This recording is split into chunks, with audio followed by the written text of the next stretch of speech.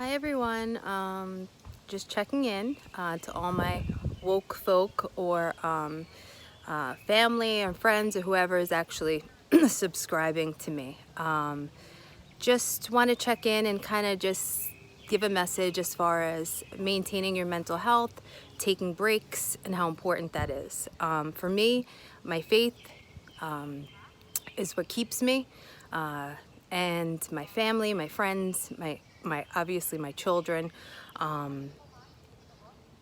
It's very important right now because we are living in a very overwhelming time.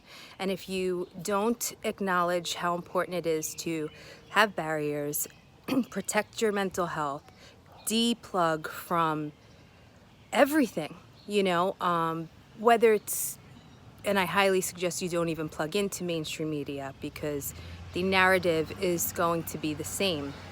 And whether or not you're watching a news network or you're just catching up on a show, the narrative is going to be the same. And it's all about conditioning and desensitizing you to for critical thinking, which if you don't ask questions and if you don't ask why, you're not thinking for yourself.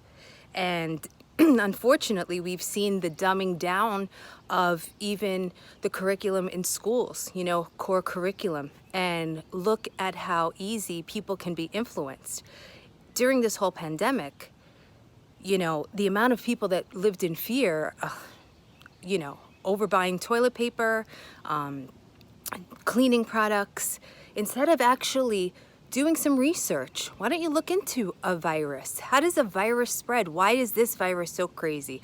Why are they telling me that it doesn't spread in Target or Costco, but for some reason I can't get my hair done, I can't get my nails done, I can't support a local business? These are questions that you have to ask because when you pay attention, you realize they don't make sense. But back to the barriers that I feel like are very important for everyone to have during this time is even if you're like me and you are spreading a message or wanting to at least share knowledge so that people ask questions for themselves, because I truly want to, and I want you to understand, I'm not here to convince you of anything. I'm not here to force an agenda because that would be me copying the mainstream media, which I strongly oppose. What I'm trying to do is to make you ask your own questions so that you can do your own research. The CDC and the WHO have gone back and forth and contradicting themselves more. I mean, this entire time, the pandemic, is it a little crazy that they support riots and protests and you don't have to seemingly worry about the virus, but now if it comes to a rally for a political reason, and let's just use Trump as an example, all of a sudden the red flags are out and it's dangerous and you're going to cause the spread. And if you live in fear, you will be controlled by it. And the last thing you want to do is to live your life in fear. There is so much research to support the fact that this virus is not what it said, what they said it was. Is it real? Yes. Have people lost their lives? Yes. But you have to put things into perspective or you will be controlled by the narrative. And by putting things into perspective, it's doing your own research, looking into things. Going to the CDC website today and looking at the revised numbers, reading the articles about how, at first they made people scared to open their mail, to go outside. Like, you felt like you were breaking the law. The point of the matter is, because I want to keep this a little short, you have to ask yourself questions. You have to do your own critical thinking. It's hugely important for you to ask the whys.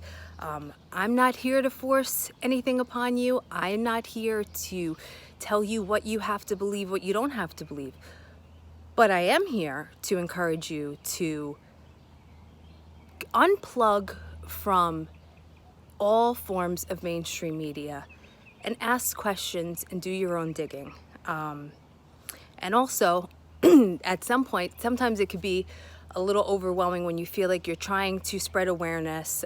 You can be overwhelmed. So for anyone who's actually already awakened, so to speak, to these things, as you share, you'll find that you will align and connect yourself with people that feel the same way as you, which is a great thing. And then you will find a lot of opposition, which is fine. But you know what that means? It means that you are saying something that is causing attention, and it's causing somebody else to either look into things for themselves or expose who they are. And at the end of the day, we want real people in our lives. Not necessarily that you have to agree with everything, but that you don't tear someone down when you don't agree with them or they don't agree with you. I think it's crazy that a lot of these riots have been started in the name of justice, because I don't see the justice.